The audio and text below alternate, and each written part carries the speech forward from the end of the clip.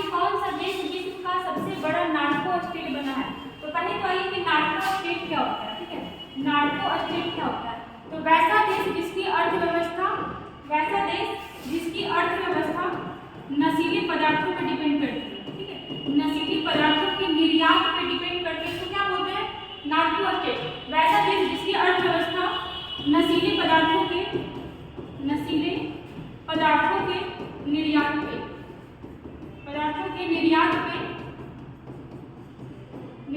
Depend करती है, ठीक है, उसको क्या बोलते हैं?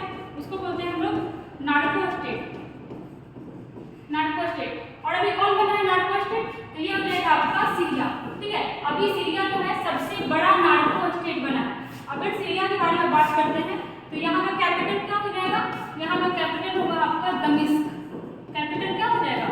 दमिश्क, ठीक है। अगर यहाँ के राष्ट्रपति के बारे में बात करते हैं तो क्या हो जाएगा?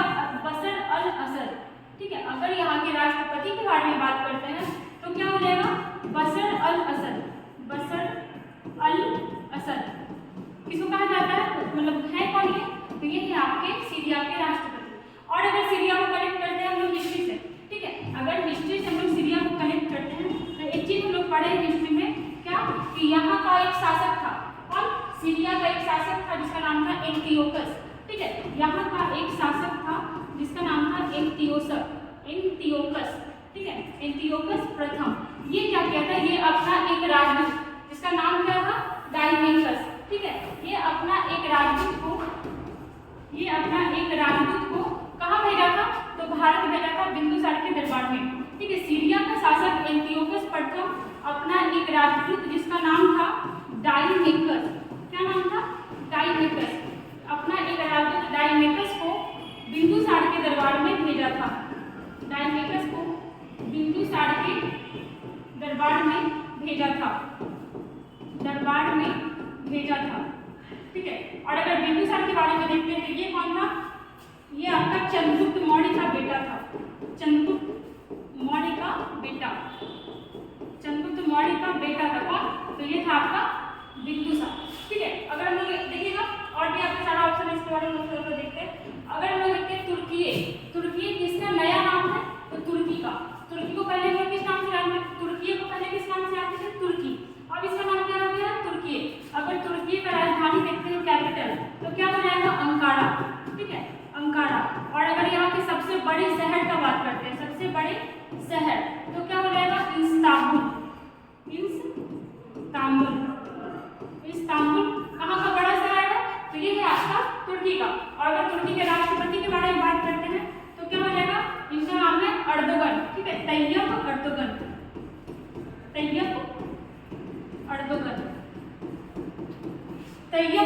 कहाँ के राष्ट्रपति है? तो ये है आपके तुर्की के। और अगर देखते हैं हम लोग इराक, ठीक है, तो इराक का राजधानी कहाँ है? बगदाद। अगर ईरान के बारे में देखते हैं तो ईरान का कैपिटल कहाँ है? तेहरान। ईरान की राजधानी कहाँ है? तेहरान। और ईरान के बारे में एक चीज देखते हैं कि यहाँ पे एक हमारा बंदरगाह है, ठीक है, यहाँ एक भारत का बंदरगाह जिसका नाम क्या है? उसका नाम है आपका चाबाहार बंदरगाह, ठीक है। ये कहाँ है? तो ये है आपका ईरान में, लेकिन है किसका? ये है हमारे भारत का, ठीक है। चलते हैं नेक्स्ट क्वेश्चन में।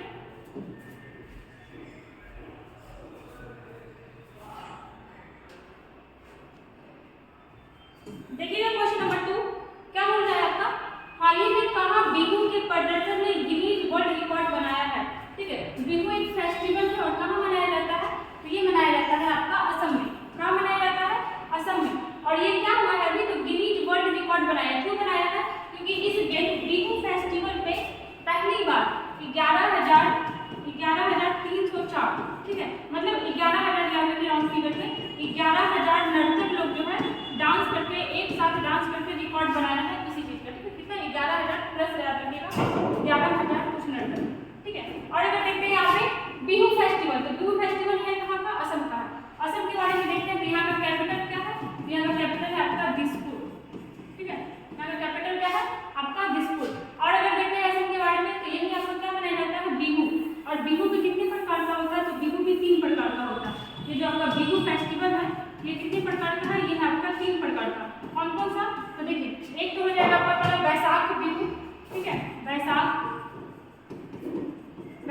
बिहू, ठीक है। दूसरा हो जाएगा आपका भोगाली बिहू, भोगाली बिहू। और तीसरा हो जाएगा आपका कार्तिक बिहू, कार्तिक या कंगाली बिहू, ठीक है। मतलब बिहू के तीन प्रकार होते हैं, बैसाख बिहू, भोगाली बिहू और आपका कार्तिक या कंगाली बिहू। और अगर देखते हैं हम लोग यहाँ पे मणिपुर, ठीक है, यहाँ पे हम लोग कुछ शास्त्रीय डांस देख लेते हैं। वैसे भारत में कितने शास्त्रीय डांस है, तो ये हो जाएगा आपका 8। भारत में कितने शास्त्रीय डांस है, तो ये हो जाएगा आपका 8। क्वेश्चन आपसे ऐसे पूछ भी लेता है कि भारत में कितने शास्त्रीय नृत्य हैं, तो ये होगा आपका कितना 8। और हम लोग देख लेते हैं नाटक के बारे में। सबसे पुराना कौन सा है, भरतनाट्यम, सबसे पुराना है आपका भरतनाट्यम, ठीक है, ठीक है। भरतनाट्यम है कहाँ का, तो ये है आपका तमिलनाडु का, कहाँ का है, तमिलनाडु।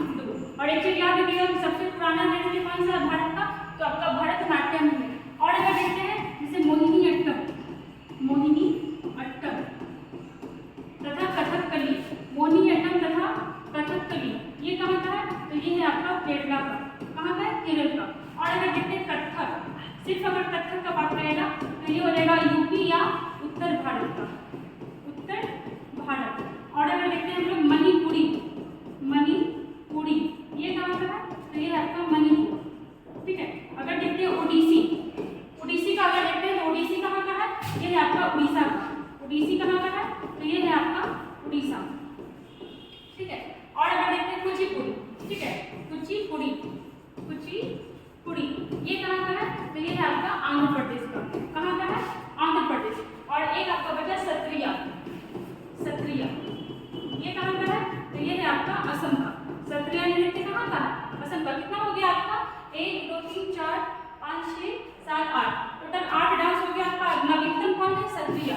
इसको कब ऐड किया गया था, तो 2000 ईस्वी में इसको ऐड किया गया, ठीक है। चलते हैं नेक्स्ट क्वेश्चन पे, देखिएगा क्वेश्चन नंबर 3 क्या बोल रहा है आपका, संयुक्त राष्ट्र जनसंख्या कोष के अनुसार दुनिया में सबसे ज्यादा आबादी वाला देश कौन बना, मतलब सबसे ज्यादा पॉपुलेशन वाला देश कौन बना है, और किसके अनुसार, तो संयुक्त राष्ट्र जनसंख्या कोष के अनुसार। मतलब देखिए हुआ कि भारत में 2021 का मतलब क्या होता है, जनसंख्या काउंटिंग सेंसस हो रहा है, लेकिन अभी तक क्या हुआ, उसका डेटा आया नहीं है पूरी तरह से, ऑफिशियली नहीं आया।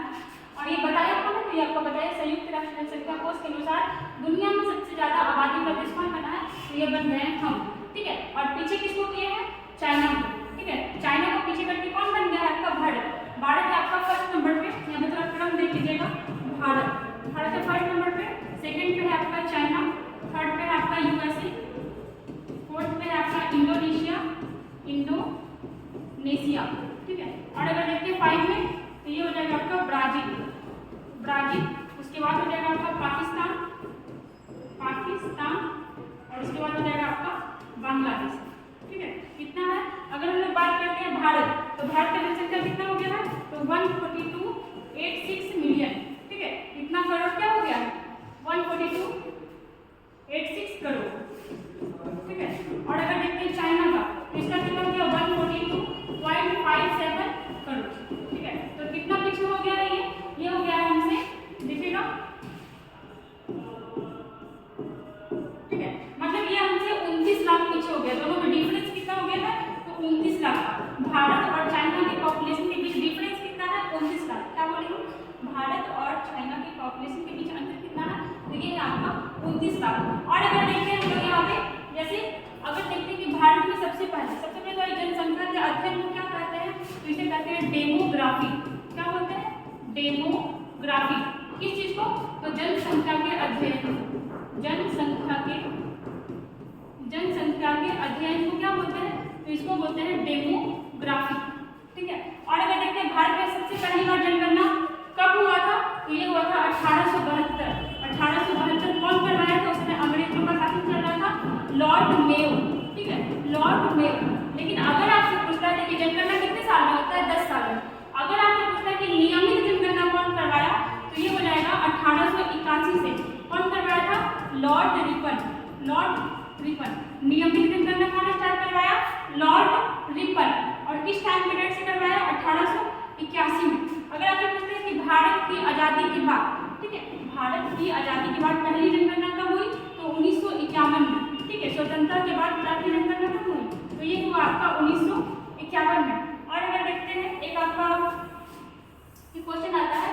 कि जनसंख्या में महाविभाजक वर्ग किसको कहा जाता है? महाविभाजक वर्ष। जनसंख्या में महाविभाजक वर्ष, महाविभाजक वर्ष किसको कहा जाता है? तो 1921 ईस्वी को कहा जाता है क्या? महाविभाजक वर्ष। और अगर हम देखते हैं अभी तक, ठीक है, अभी तक कितनी जनगणना हो चुकी है, तो टोटल हो जाएगा अभी तक कितनी जनगणना हो चुकी है, तो ये हो जाएगा आपका 15 बार। और कब तक हम लोग बात कर रहे हैं? 2011, क्योंकि 2021 का डेटा अभी तक नहीं आया है। लेकिन अगर आपको पूछता है कि स्वतंत्र भारत में कितनी बार जनगणना हो चुकी है, कितने? स्वतंत्र भारत में कितनी बार हुआ है? तो स्वतंत्र भारत में हुआ है आपका कितनी बार? 8 बार। ठीक है, कितनी बार हुआ है? 8 बार। चलते हैं नेक्स्ट क्वेश्चन में। देखिएगा, अगर स्वतंत्र भारत में पूछेंगे तो ये कितने बार है? आपका 7 बार हुआ है। स्वतंत्र भारत में कितनी बार हुआ है? ये आपका 7 बार। और अभी तक टोटल देखें तो हम लोग देख चुके हैं 15 बार। ठीक है, अगर हम लोग इसमें देखते हैं क्वेश्चन नंबर 4 क्या है? देश में डिजिटल तरीके से लेन देन करने वाले शीर्ष शहरों में पहले स्थान पर कौन है? ठीक है, मतलब डिजिटल तरीके से लेन देन करने वाला पहला शहर कौन बना है? तो ये आपका बना है बेंगलुरु। क्या हो जाएगा? बेंगलुरु। सेकंड नंबर पे कौन है? तो सेकंड नंबर पे आपका न्यू दिल्ली।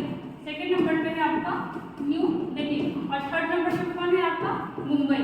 थर्ड नंबर पे कौन है? मुंबई। मतलब डिजिटल तरीके से लेन देन करने में फर्स्ट नंबर पे बेंगलुरु, थर्ड पे न्यू दिल्ली और सेकंड पे न्यू दिल्ली और थर्ड पे क्या हो जाएगा आपका? मुंबई।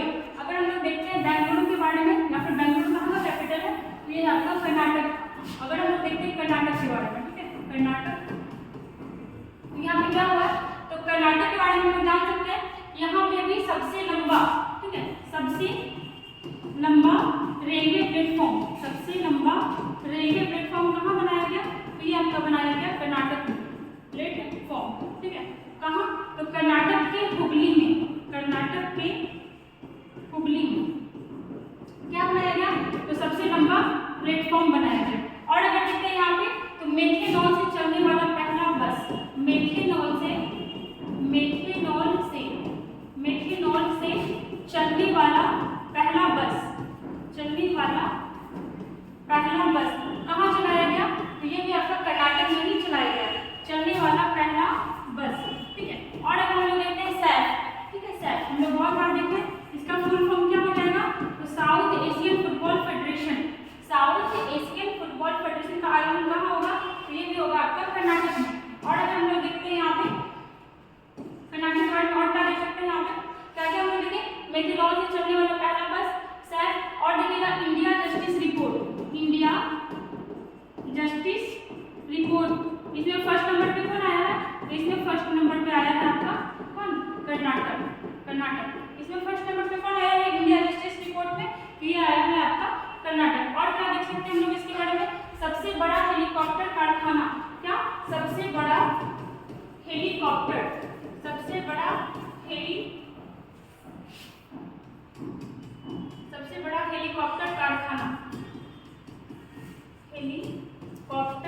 कारखाना, इसका भी स्थापना कहाँ हुआ है? तो इसका भी स्थापना हुआ है आपका कहाँ? बेंगलुरु। ठीक है, अगर हैदराबाद के बारे में हम लोग यहाँ पे देखते हैं, तो पहला गोल्ड एटीएम, यहाँ से क्या निकलेगा? सोना का सिक्का। पहला गोल्ड एटीएम का स्थापना कहाँ किया गया? हैदराबाद में। और अगर देखते हैं हैदराबाद के बारे में, तो 1948 में ऑपरेशन पोलो के तहत इसको भारत में मिलाया गया। 1948 में जानते हैं कि जब देश आजाद हुआ था तो हम भारत और पाकिस्तान के रूप में बढ़ गया था। ठीक है, और जो भी आपका स्वतंत्र देश बनना चाहता था वो बन रहा था, उसी में से आपका हैदराबाद भी था जो भारत में नहीं मिलना चाहता था, तो भारत की तरफ से जबरदस्ती इसको मिलाया गया कब? 1948 में। और किस ऑपरेशन को चला करके? तो ऑपरेशन पोलो। ठीक है, चलते हैं नेक्स्ट क्वेश्चन में। देखिए क्वेश्चन नंबर 5 क्या बोल रहा है आपका? राष्ट्रीय पंचायत पुरस्कार 2023 में सबसे ज्यादा 13 पुरस्कार जीतने वाला राज्य कौन बना है? राष्ट्रीय पंचायत पुरस्कार मिला था, उसमें से कितना पुरस्कार जीता है? तो 13। और कौन जीता है इतना ज्यादा पुरस्कार? तो ये हो जाएगा आपका तेलंगाना। ठीक है, मतलब तेलंगाना का 13 पंचायत अवार्ड जीता है। किस चीज में? तो सबसे अच्छा पंचायत को लेकर के। और अवार्ड कौन दिया है इसको? तो द्रौपदी मुर्मू। फर्स्ट नंबर पे कौन है आपका? तेलंगाना। अगर सेकंड पे बात करते हैं, तो सेकंड नंबर पे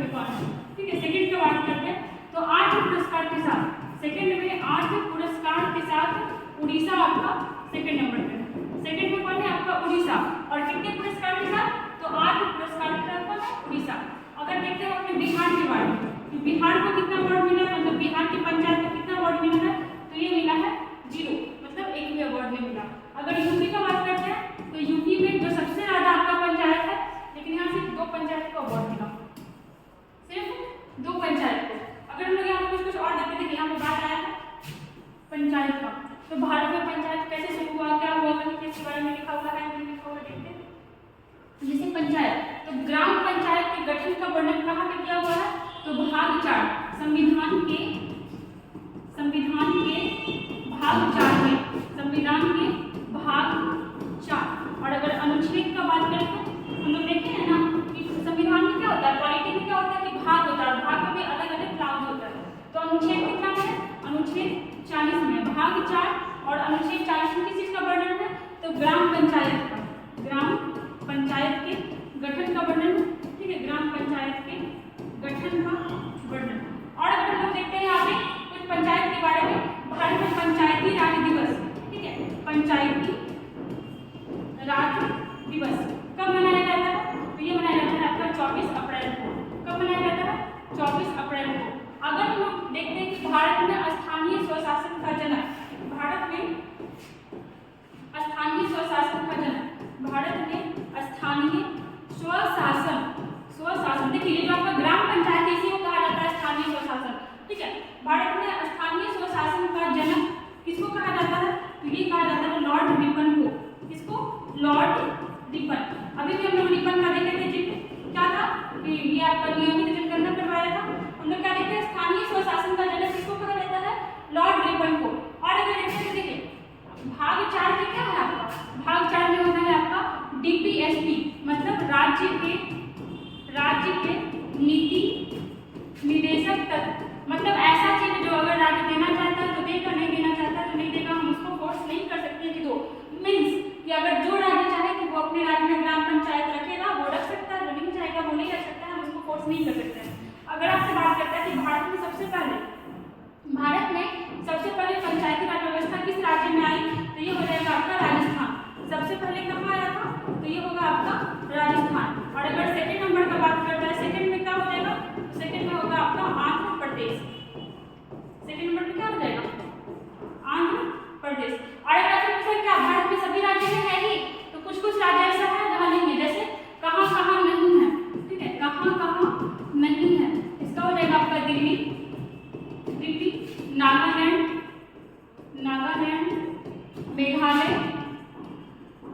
मेघालय और मिजोरम। यहाँ क्या नहीं है, तो यहाँ आपका ग्राम पंचायत नहीं है।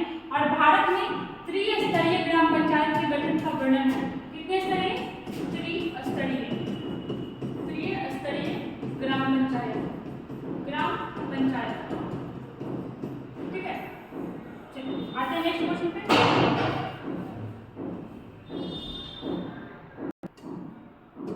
देखिए क्वेश्चन नंबर 6, हाल ही में लता दीनानाथ मंगेशकर पुरस्कार से किसे सम्मानित किया गया है।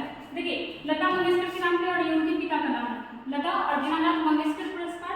अब ऐसे नहीं कि लता मंगेशकर के नाम पे तो संगीत के क्षेत्र में ही दिया जाएगा, ये उस क्षेत्र में दिया जाता है जो मतलब तरक्की को, देश को आगे बढ़ा रहा है या कुछ अच्छा काम कर रहा है, तो ऐसे लोगों को दिया जाता है। 2023 में बोला जा रहा है कि किसको दिया जाएगा, तो ये उनकी बहन किसको दिया जाएगा, आशा भोसले को, ठीक है। Option number D, Asha Bhosle को कौन सा अवार्ड मिलेगा, तो लता दीनानाथ मंगेशकर पुरस्कार। और अगर आपसे पूछना है कि इस पुरस्कार की स्थापना कब हुई, इस पुरस्कार की स्थापना तो ये हुआ आपका 2022 में। और पहला अवार्ड किसको मिला था, पहला आपको मिला था नरेंद्र मोदी को, ठीक है, नरेंद्र मोदी। और ये कौन है, तो ये है हमारे PM, ठीक है। और अगर देखते हैं यहाँ पे जैसे लता मंगेशकर के बारे में देखते हैं, ठीक है, लता मंगेशकर, उन्हीं के नाम पे ये अवार्ड है, लता मंगेशकर। इनको क्या कहा जाता है, तो इनको स्वर्ण कोकिला कहा जाता है, स्वर्ण कोकिला, ठीक है। और अगर देखते हैं तो 1989 में इनको क्या मिला था, तो दादा साहब फाल्के पुरस्कार, दादा साहब फाल्के पुरस्कार। अगर देखते हैं 2001 में, ठीक है, 2001 में कौन सा अवार्ड मिला था, तो 2001 में मिला था भारत रत्न, ठीक है। और अगर 2007 में देखते हैं, 2007 में तो इनको फ्रांस का सर्वोच्च सम्मान, फ्रांस का सर्वोच्च सम्मान, ठीक है। इसका फ्रांस का सर्वोच्च सम्मान का क्या नाम है? तो Legion the Honour award. Legion the Honour award से सम्मानित किया गया था किसको? लता मंगेशकर को कब? 2007 में। और इनकी मृत्यु कब हुई? तो इनकी मृत्यु हुई 2022 में, ठीक है। इनका डेथ कब हुआ? तो डेथ हुआ आपका 2022 में। इतना हम लोग देखिए कि लता दीनानाथ मंगेशकर पुरस्कार 2023 में किसको मिलेगा? तो ये मिलेगा आपका आशा भोसले को। तो 22 में किसको मिलेगा? नरेंद्र मोदी को। यहाँ पे कुछ और ऑप्शन हम लोग देखते हैं, जैसे शिव शंकरी, इनको कौन सा अवार्ड मिला है? तो इनको आपको मिला है कौन सा अवार्ड? सरस्वती सम्मान। इनको कौन मिला है इस बार? सरस्वती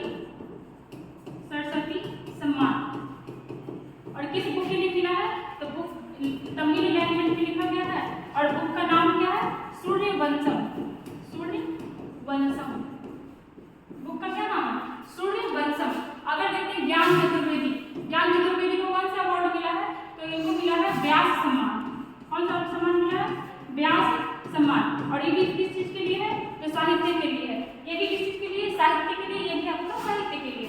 और कौन सा बुक है? तो बुक का नाम है आपका पागलखाना। पागलखाना। और हम लोग अगर देखते हैं तो ये दोनों अवार्ड देता कौन है? तो देता है आपका के बिरला फाउंडेशन। के बिरला फाउंडेशन।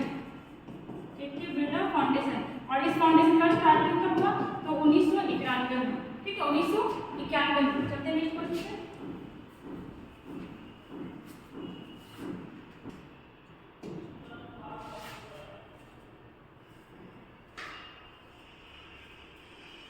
देखिएगा क्वेश्चन नंबर 7 क्या बोल रहा है? एशियाई कुश्ती चैंपियनशिप में भारत कौन से स्थान पे रहा है? देखिए ये कुश्ती का चैंपियनशिप है और इसे भारत कितने स्थान पे रहा है? तो ये रहा है आपका 7 नंबर पे, ठीक है। एशियाई कुश्ती चैंपियनशिप में भारत कौन से स्थान पे रहा है? तो भारत रहा है आपका 7 नंबर पे। अगर देखते हैं कि ये हुआ कहाँ, इसका आयोजन कहाँ हुआ?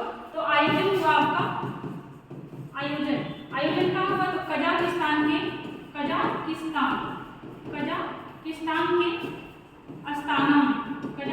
के अस्ताना नामक शहर में किस चीज का आयोजन हुआ? तो एशियाई कुश्ती चैंपियनशिप में भारत कितना मेडल जीता? तो 7वें नंबर पे आया है और मेडल की संख्या 1+3+10। ऐसे ही याद रखेंगे, ठीक है। 1+3+10। एक जो है आपका 1 नंबर पे जो है ये है आपका गोल्ड, ठीक है। ये है आपका गोल्ड, ये है आपका सिल्वर और ये है आपका ब्रॉन्ज, ठीक है। 1 गोल्ड जीता है, 3 सिल्वर जीता है और 10 ब्रॉन्ज जीता है। एक चीज और याद रखने लायक बात है कि जितना भी अवार्ड जीता है सारा हरियाणा का ही पहलवान लोग है। कहाँ का? हरियाणा का पहलवान, ठीक है। यही लोग सारा अवार्ड जीते हैं और आए हैं कितने नंबर पे? 7 नंबर पे। जबकि 2022 में 5वें नंबर पे थे। मतलब इस बार क्या हुआ कि 2 स्थिति और नीचे डाउन हो गया। और अगर देखिए यहाँ पे सारा ऑप्शन वैसे ही दिया गया है आपको। अगर यहाँ पे देखते हैं 48, ठीक है। तो 48 क्या है? तो भारत टोक्यो ओलंपिक में, ठीक है। टोक्यो ओलंपिक हुआ था ना, टोक्यो ओलंपिक में भारत कितने नंबर पे आया है? तो 48 नंबर पे आया है। 48 नंबर पे कौन आया है? भारत। और कितना मेडल जीता था? तो याद रखिएगा 1, 2 का 4। 1, 2 का 4। 1 क्या हो जाएगा आपका? तो 1 हो जाएगा आपका गोल्ड, ठीक है। 1 गोल्ड होगा, 2 क्या होगा? सिल्वर और 4 क्या हो जाएगा आपका ब्रॉन्ज, ठीक है। और ये 1 मेडल कौन जीता था? नीरज चोपड़ा भाला फेंक में, ठीक है। आपका क्या बोल रहे थे?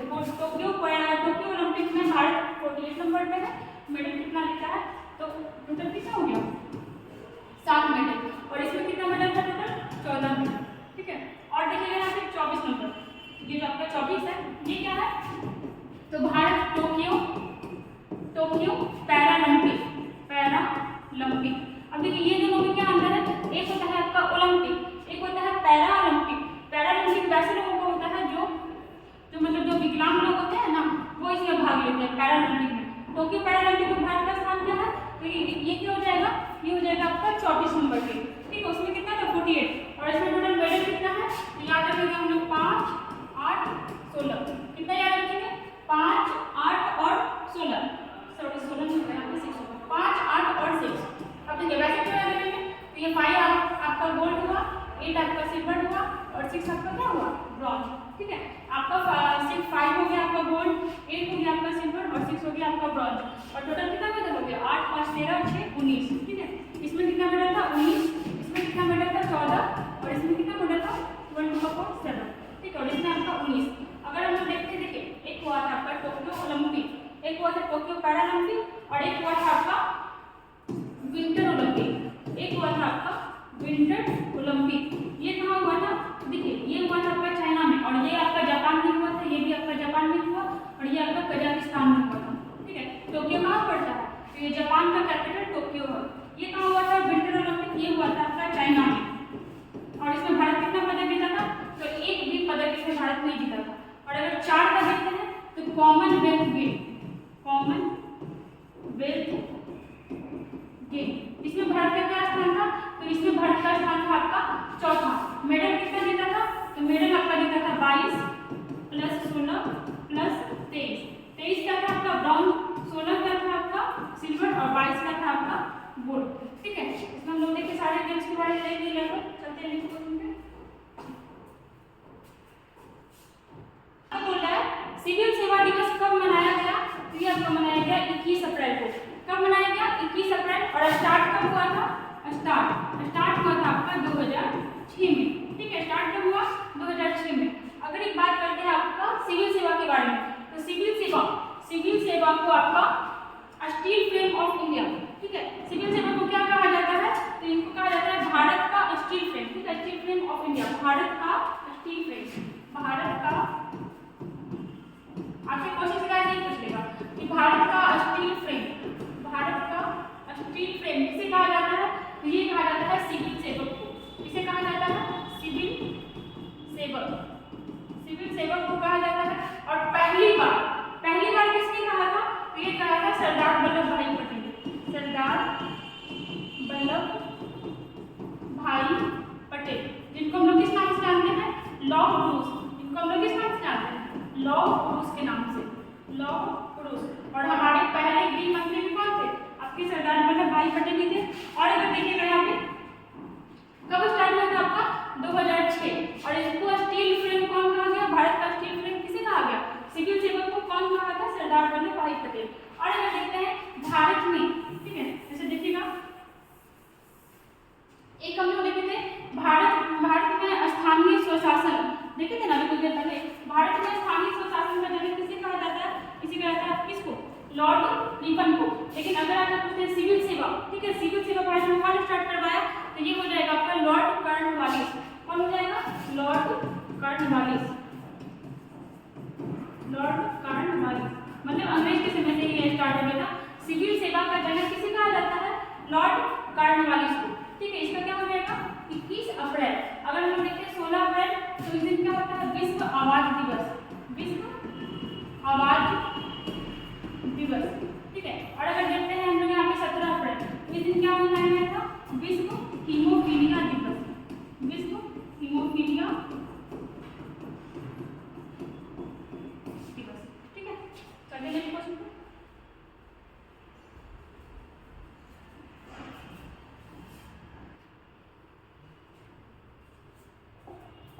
देखिएगा क्वेश्चन नंबर 9, किस देश ने अपने सभी न्यूक्लियर प्लांट बंद कर दिए हैं? कौन सा देश ऐसा किया है? तो ये आपका किया है अभी जर्मनी। ठीक है, न्यूक्लियर प्लांट कौन सा देश बंद कर दिया है? जर्मनी। अगर यहाँ पर हम जर्मनी के बारे में देखते हैं तो यहाँ का कैपिटल क्या है? यहाँ का कैपिटल हो जाएगा आपका बर्लिन। कौन सा हो जाएगा? बर्लिन। जर्मनी का कैपिटल क्या हो जाएगा? बर्लिन। यहाँ देखिए हमारे यहाँ प्रधानमंत्री होता है, वैसे यहाँ क्या होता है? चांसलर। क्या होता है? चांसलर। और यहाँ के चांसलर कौन है? यहाँ के चांसलर है ओलाफ स्कोल्ज, ओलाफ स्कोल्ज। और किसके स्थान पे आए हैं? तो ये आए हैं आपके ओलाफ स्कोल्ज। किसके स्थान पे आए हैं? तो ये आए हैं आपके एंजेला मर्केल के स्थान पे। किसके स्थान पे? एंजेला मर्केल के स्थान पे, एंजेला मर्केल। और देखिए अभी ये नाम काफी चर्चे में, बहुत सारा अवार्ड इनको मिला है एंजेला मर्केल को। एंजेला मर्केल के स्थान पे कौन आया है? तो ओलाफ, मार्केल नहीं होगा, मर्केल होगा, मर्केल। इसके स्थान पे कौन आया है? Olaf Scholz. अगर हम लोग देखते हैं यहाँ पे COP1, ठीक है, कॉन्फ्रेंस ऑफ पार्टी, ठीक है, कहाँ हुआ था? ये पहला, अगर आपसे पूछता है कि COP1 का सम्मेलन कहाँ हुआ था, तो ये हो जाएगा आपका जर्मनी। ठीक है, जर्मनी के बर्लिन शहर में, जर्मनी के बर्लिन शहर में, बर्लिन। और कब हुआ था? तो 1995। अभी हम लोग देखें कि जर्मनी में G7 का बैठक हुआ था, G7 का बैठक। ठीक है, और कब हुआ था? तो तो 2022 में। और केबी नंबर का था तो 48 नंबर का था। कहाँ हुआ था? जर्मनी। अगर हम पूछते हैं कि G7 का बैठक 2022 में केबी नंबर का था? 48 नंबर का। और अगर पूछते हैं कि कब कहाँ हुआ था? जर्मनी में। और अगर देखते हैं G7 का, ठीक है, जैसे यहाँ पे जापान में है G7 का 49वां बैठक, ठीक है। और कब होगा? तो 2023 में। कहाँ होगा? जापान में होगा। और जापान इस बार गेस्ट के रूप में किसको बुलाया है? भारत को बुलाया है। अमेरिका के बारे में हम लोग देखे थे कल परसों ही कि यहाँ का एक शहर जिसका नाम क्या है? टेक्सास, ठीक है। अमेरिका का एक शहर जिसका नाम है टेक्सास, ठीक है, टेक्सास। यहाँ क्या हुआ? तो यहाँ एक साथ इकट्ठे 18,000 गायों की मौत हो गई थी। 18,000 गायों की मौत। और आपका अमेरिका का भी एक शहर है जिसका नाम है न्यूयॉर्क, ठीक है। अमेरिका का भी एक शहर है जिसका नाम है न्यूयॉर्क। यहाँ क्या हुआ था? तो यहाँ जल सम्मेलन का बैठक हुआ था। जल सम्मेलन का बैठक कुछ दिन पहले हुआ था। अगर देखते हैं ऑस्ट्रेलिया के बारे में, तो ऑस्ट्रेलिया का एक विश्वविद्यालय जिसका नाम क्या है? डिकी विश्वविद्यालय। इसका एक ब्रांच कहाँ खुला है? ये खुला है हमारे गुजरात शहर में। कहाँ खुला है? गुजरात में। अगर एक चीज और देखिएगा, ऑकूस, AUKUS, ठीक है। इसमें कितने देशों का समूह है? 3 देश का समूह है। कितने देश का समूह है? 3। A4 क्या हो गया? A4 होगा आपका Australia, A4 Australia. UK for Britain और US फॉर अमेरिका, ठीक है। चलते हैं नेक्स्ट क्वेश्चन।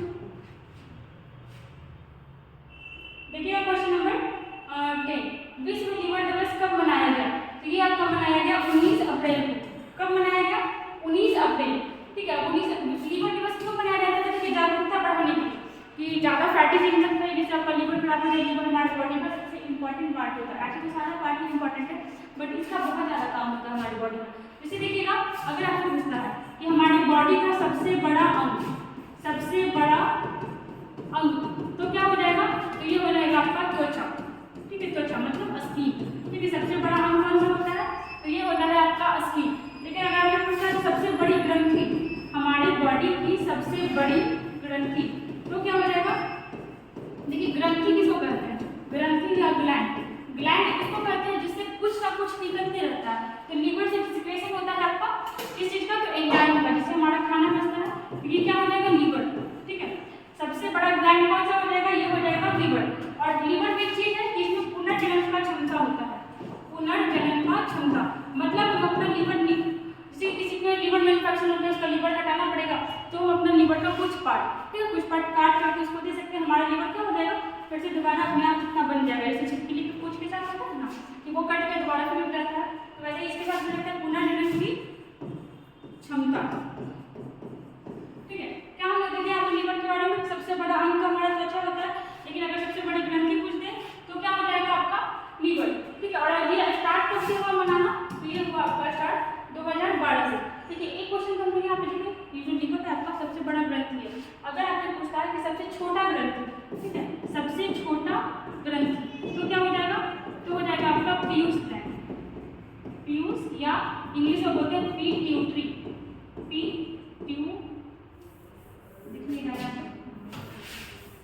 सबसे छोटी ग्लैंड, तो क्या हो जाएगा? Pituitary gland. और इसी को हिंदी में क्या बोलेंगे? पीयूष ग्रंथि, ठीक है। और हम लोग अगर देखें तो 1 अप्रैल को क्या मनाया जाता है? तो RBI का स्थापना दिवस मनाया जाता है। 16 अप्रैल को विश्व आवास दिवस मनाया जाता है। और आपका 18 अप्रैल को इस दिन का विश्व विरासत स्थल दिवस मनाया जाता है। यहाँ पे हमारा 10 क्वेश्चन कंप्लीट हुआ, ठीक है। ऐसे ही बने